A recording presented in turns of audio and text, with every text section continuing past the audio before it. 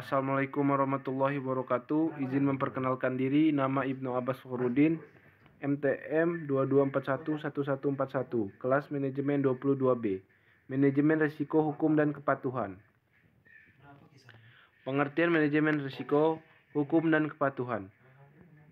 Risiko hukum adalah risiko yang muncul dari ketidakpastian, keadaan atau peristiwa hukum. Risiko ini harus mampu diantisipasi oleh perusahaan agar tidak mengganggu atau bahkan merugikan perusahaan nantinya. Risiko hukum juga masuk dalam manajemen risiko yang telah diatur dalam 1022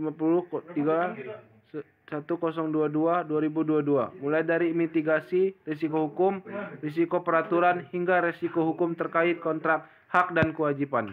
Secara umum, manajemen risiko legal ini bagaimana perusahaan bisa menghindari, meminimalisir, dan menanggulangi potensi risiko hukum yang dapat memunculkan kerugian. Jenis-jenis risiko hukum. 1.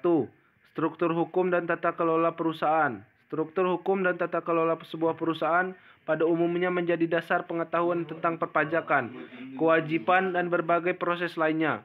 Struktur hukum ini juga menjadi dasar manajemen dan operasional perusahaan dalam mengambil keputusan. 2. Regulasi. Regulasi dan izin sebagainya merupakan aspek yang cukup potensial memicu risiko hukum. Risiko regulasi ini dapat mengakibatkan pencabutan izin, sanksi yang berdampak buruk bagi perusahaan. Maka penting bagi perusahaan untuk memahami berbagai aturan dan perundang-undangan yang berlaku seperti standar kerja, spesifikasi dan kebijakan undang-undang. 3. Aset. Seluruh aset perusahaan mulai dari yang berwujud seperti bangunan hingga tidak berwujud seperti kekayaan intelektual dan hak cipta harus mendapatkan jaminan hukum yang pasti karena cukup rawan dalam risiko hukum seperti kejelasan hak milik dan sebagainya. Perusahaan perlu untuk mengidentifikasi dan mengelola potensi risiko dari keberadaan aset tersebut. Jenis-jenis risiko hukum. 4. Kontrak. Risiko hukum yang cukup umum terjadi pada perusahaan yaitu pengelola kontrak yang dapat menimbulkan kerugian finansial jika tidak dijalankan semestinya, seperti perusahaan atau pihak kedua melanggar nilai-nilai kontrak yang telah disepakati atau perusahaan gagal mengelola manfaat di kontrak tersebut. 5. Perselisihan. Risiko hukum selanjutnya yaitu perselisihan hukum baik antara perusahaan dan karyawan atau dengan mitra bisnis. Perselisihan ini bahkan bisa berlanjut ke pengadilan jika tidak bisa dikelola dan diantisipasi oleh perusahaan. Efek risiko hukum. 1. Reputation counter. Reputation counter atau masalah reputasi merupakan kerugian yang paling besar akibat dari permasalahan hukum.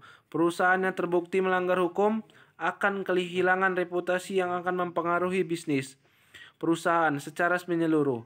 Perusahaan akan kehilangan kepercayaan dan value baik di pasar ataupun di mata konsumen. 2. Organization culture. Perusahaan yang tidak patuh hukum akan sulit dan dalam membangun budaya kerja yang baik. Akibatnya, kualitas dan kinerja karyawan juga tidak optimal dalam mencapai target-target perusahaan. Terima kasih. Wassalamualaikum warahmatullahi wabarakatuh.